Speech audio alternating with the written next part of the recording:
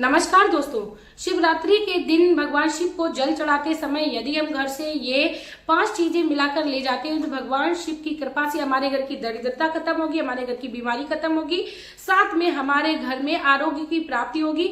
भगवान शिव की कृपा से विद्या, बुद्धि, बल सब की प्राप्ति होगी। यदि आप भी चाहते हो आपको सब प्रकार की गुणों का अनुभव प्राप्त हो तो आप लोग प्लीज शिवरात्रि के दिन अपने घर के जल में ये वस्तुएं अवश्य डालकर ले जाए। मैं मेरे आराध्य श्री लक्ष्मी नारायण को मैं कोटि कोटि प्रणाम करती हूँ, मैं उनको कोटि कोटि नमस्कार करती हूँ।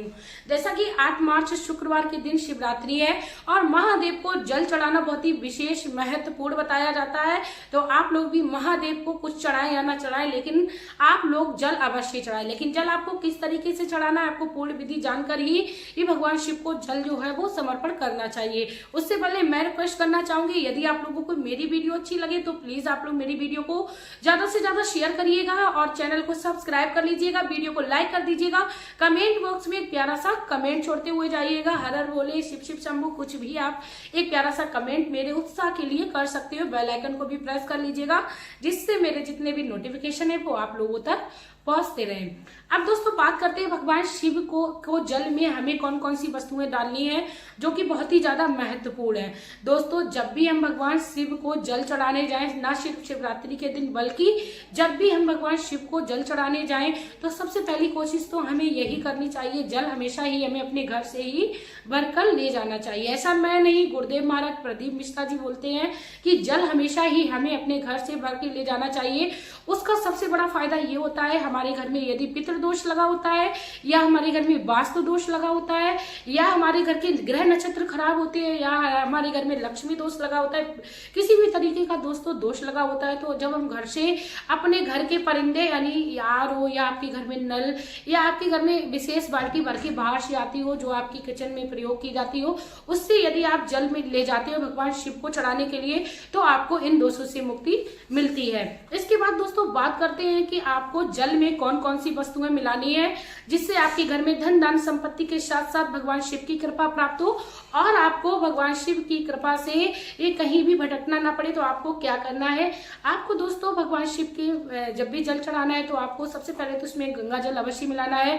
कई लोग बहुत दूर दूर जाकर कांवर लेके आते हैं, भगवान शिव को गंगा जल चढ़ाते हैं, तो हमारे घर में भी जो गंगा जल रखा होता है वो भी गंगा जल होता है, तो उसकी एक बूंद मात्र यदि हम भगवान शिव के जल में डाल लेते हैं वह पूर्ण गंगा जल बन जाता है। तो सबसे पहला काम तो हमें यही करना है। उसके बाद बात करते हैं कि सुबह में सबके यहाँ ही जो कच्चा दूध है वो आता है, तो आपको भगवान शिव के जल में कच्चा दूध मिलाना है। कच्चा दूध मिलाने से दोस्तों क्या होता है, यदि हमारे घर में एक दूसरे से संबंध खराब होते हैं, जैसे दूध और पानी को अलग नहीं किया जा सकता है, ठीक उसी प्रकार हमें अपना जो आपस में संबंध, चाहे माता पिता का संबंध हो, चाहे पति और पत्नी का संबंध हो, भाई बहन का संबंध हो, यदि आप भी चाहते हो आपके घर में लड़ाई झगड़े ना हो, आपके घर में रहने वाले व्यक्तियों के बीच में आपस में प्रेम हो जाए, तो उस दिन आप भगवान शिव को आधा दूध आधा पानी अवश्य मिलाकर चढ़ाएं। जिस प्रकार पानी और दूध को अलग नहीं किया जा सकता उसी प्रकार परिवार को अलग नहीं किया जा सकता है जब तक भगवान की कृपा रहती है। तो दोस्तों ये भी हमें लाभ होता है भगवान शिव पर दूध चढ़ाने का। आप बात करते हैं यदि आपके पास बहुत सारा शहद है तो आप भगवान शिव को बहुत सारा शहद अभिषेक कर सकते हो। यदि आपके पास बहुत थोड़ी सी मात्रा में शहद है तब आपको किस तरीके से चढ़ाना है, आपको शहद जो है वो अपने घर के पानी में थोड़ा सा मिला लेना है। उसके बाद दोस्तों शहद मिलाने से क्या होता है वह भी आप बेनिफिट सुन लीजिए।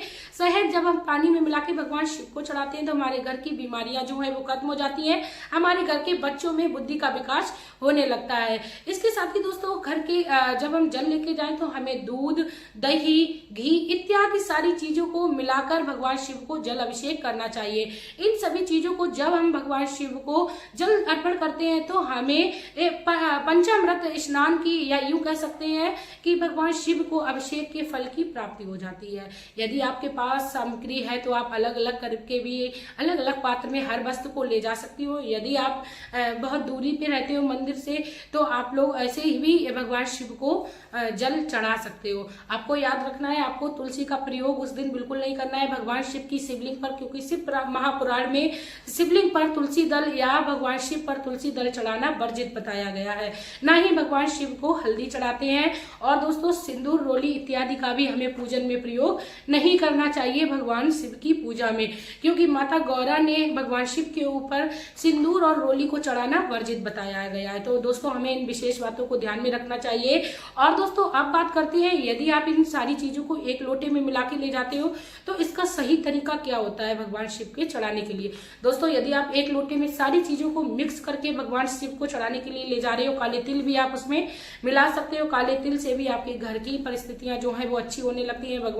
भगवान की कृपा से आपको ग्रह दोषों में भी शांति मिलती है। लेकिन जब आप सारी सामग्री एक लोटे में मिला के ले जाए तो जल आपको 2 लोटे में ले जाना है, नहीं तो आप मंदिर से ही 1 लोटा जल भर सकते हो उस टाइम, यदि आप 2 लोटे साथ में ले जाने में सक्षम नहीं है। आप बाद में एक अच्छा लोटा जो जल का है वो अवश्य चढ़ाएं, क्योंकि यदि हम जब स्नान करते हैं और हम किसी भी अपनी बॉडी पे किसी भी चीज को लगाते हैं, जैसे शहद, घी, दही और चीनी, शहद इत्यादि जब हम अपनी बॉडी पे लगाते हैं, उसके बाद हम अच्छे पानी से स्नान करते हैं अपनी तन की स्वच्छता के लिए, तो ठीक उसी प्रकार हमें भगवान शिव को अच्छे पानी से भी बाद में स्नान कराना है। यदि आप खाली पानी ले जाते हो, खाली उसमें गंगा जल डालते हो, तो आप मात्र 1 लोटा जल ही भगवान शिव पर चढ़ा सकते हो।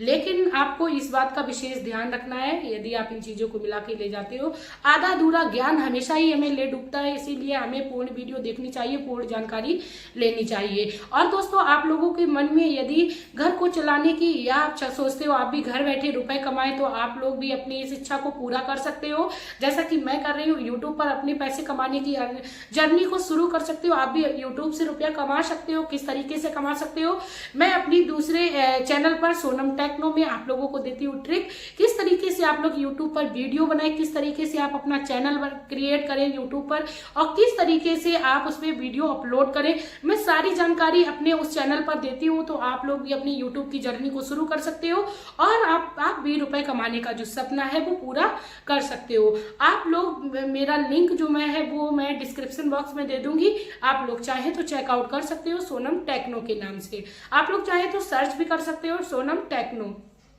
और आप भी अपने सपने को पूरा कर सकते हो। इसके बाद दोस्तों आप लोगों को भगवान शिव की पूजा आराधना में और क्या क्या चीज उस दिन इकट्ठा करना चाहिए या क्या क्या चीज शामिल करनी चाहिए उसकी भी मैं बात करती हूँ।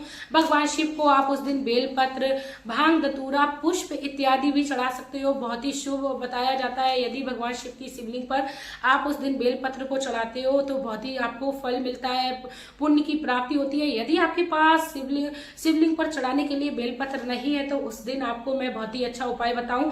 आपको बिल्कुल भी परेशान नहीं होना है कि आपके पास बेलपत्र नहीं है तो आप कैसे भगवान शिव को बेलपत्र चढ़ाएं।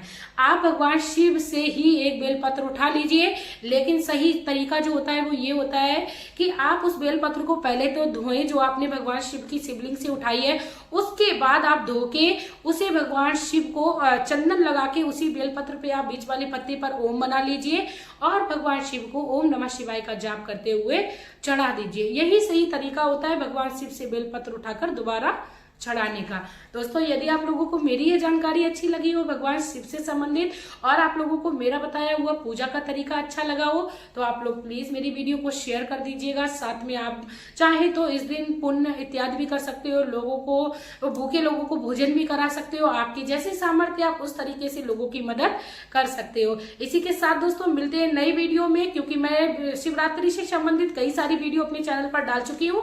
आप लोगों को यदि और कोई जानकारी चाहिए तो आप लोग उसे चेकआउट कर सकते हो। तब तक के लिए हंसते रहिए, मुस्कुराते रहिए। आपका प्यार और कीमती समय देने के लिए धन्यवाद।